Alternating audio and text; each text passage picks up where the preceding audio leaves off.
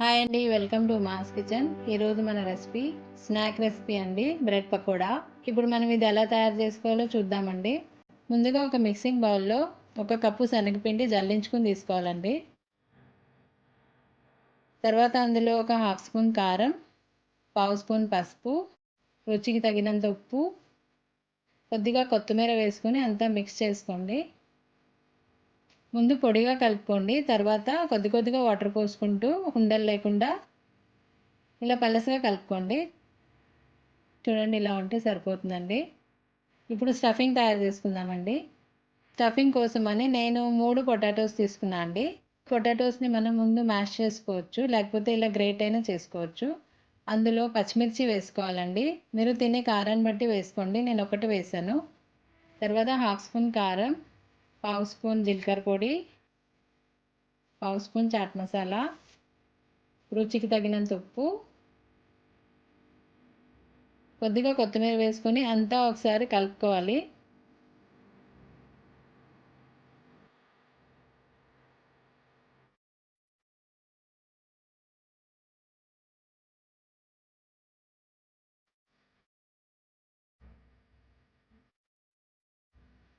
చూడండి, అంతా ఇలా కలుపుకొని పక్కన పెట్టుకోండి. ఇప్పుడు మనం బ్రెడ్ పకోడా కోసం 2 బ్రెడ్ స్లైసెస్ తీసుకోవాలండి. ఒక స్లైస్ పైన ఇలా పొటాటో స్టఫింగ్ పెట్టుకొని మొత్తం స్ప్రెడ్ చేసుకున్న తర్వాత రెండో స్లైస్ని పైన పెట్టుకోవాలి. కొద్దిగా ప్రెస్ చేయండి. ఇలా కూడా మనం ఫ్రై చేసుకోవచ్చండి. ఇలా హోల్ ఫ్రై చేసుకుని తర్వాత కట్ చేసుకోవచ్చు, లేకపోతే ముందే మనం కట్ చేసుకుని తర్వాత ఫ్రై చేసుకోవచ్చు.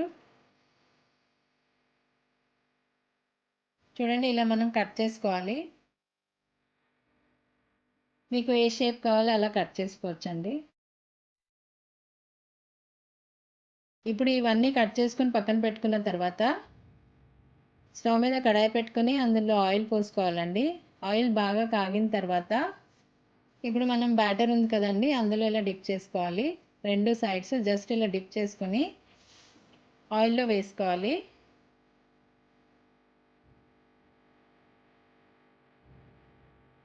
చూడండి, ఇలా ఒక సైడ్ కొద్దిగా కాలిన తర్వాత రెండో సైడ్ కూడా ఇలా ఫ్లిప్ చేసుకోండి.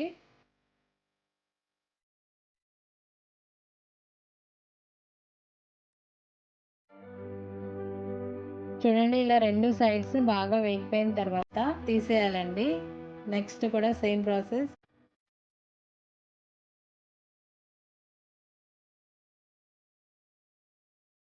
ఇంతే అండి, బ్రెడ్ పకోడా రెడీ అయిపోయింది.